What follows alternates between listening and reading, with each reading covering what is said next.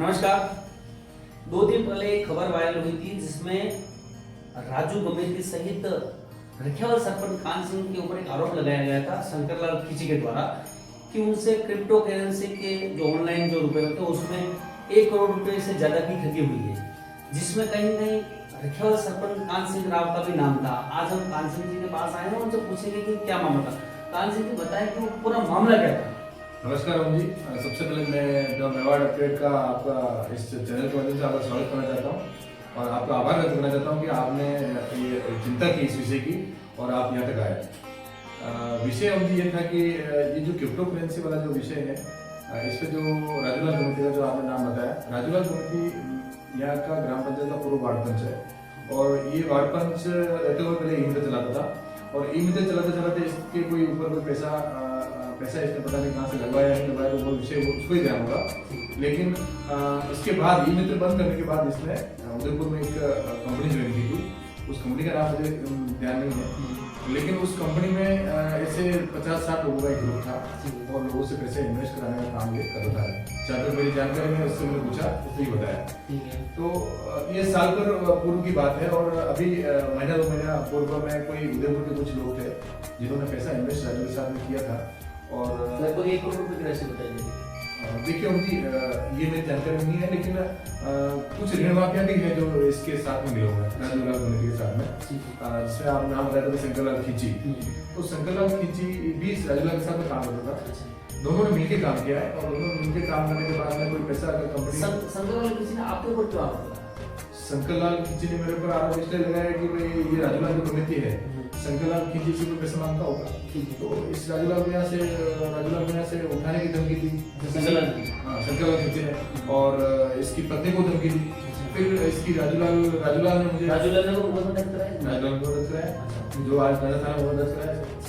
और जब राजूलाल को ये उठाने की धमकी दी और उसको उठाया और इसके माँ बहन और गाली क्लोज की, तब जाके इसने मुझे फोन किया, सरपंच साहब ये लोग मुझे परेशान कर रहे हैं। राजूलाल मुझे फोन किया कि ये लोग मुझे परेशान कर रहे हैं। तो फिर मैंने कहा कौन परेशान कर रहा था? मुझे शंकरलाल खींची परेशान कर रहा था। मैंने कहा मुझे नंबर देना, तो उसने मुझे नंबर भी दिया। मैंने उससे बात, ये शंकरलाल खींची उदयपुर सुंदरवास का रहने वाला है, जानकर मैंने उससे बात भी हुई।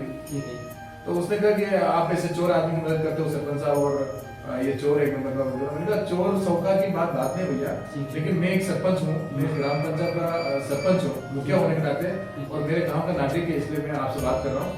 कोई लेन देन हम लोग बैठ के बात कर सकते हैं।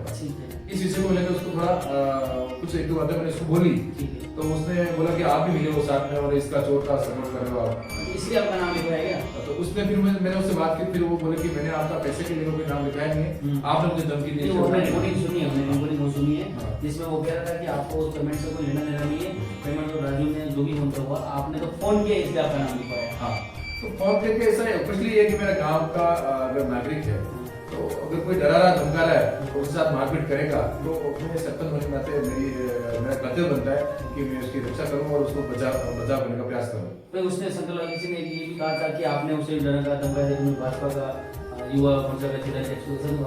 देखिए, भारतीय जनता पार्टी का मैं युवा नेता हूँ, ऐसा मैंने कोई चीजें बोली नहीं है, वो तो मैं हुई हूँ। हाँ। लेकिन मैंने ऐसा कुछ बोला नहीं है। उनका आरोप था कि आपने वो कुछ भी बोलते हैं, लेकिन ऐसा मैंने कोई शब्द ऐसे बोले नहीं कि मैं भाजपा का आदमी हूँ या मैं सरपंच हूँ, ऐसा कुछ नहीं बोला मैंने। सच बताना, ये क्रिप्टो करेंसी क्या है, कुछ आप पता है? देखिए, क्रिप्टो करेंसी को लेकर मेरी जानकारी नहीं है, क्या होता है ये मुझे पता नहीं है। लेकिन ऐसे कोई पता नहीं, कोई कंपनी है जिसमें कोई निवेश होता है, वो बोलते हैं कि क्रिप्टो करेंसी है, इसमें ये होता है।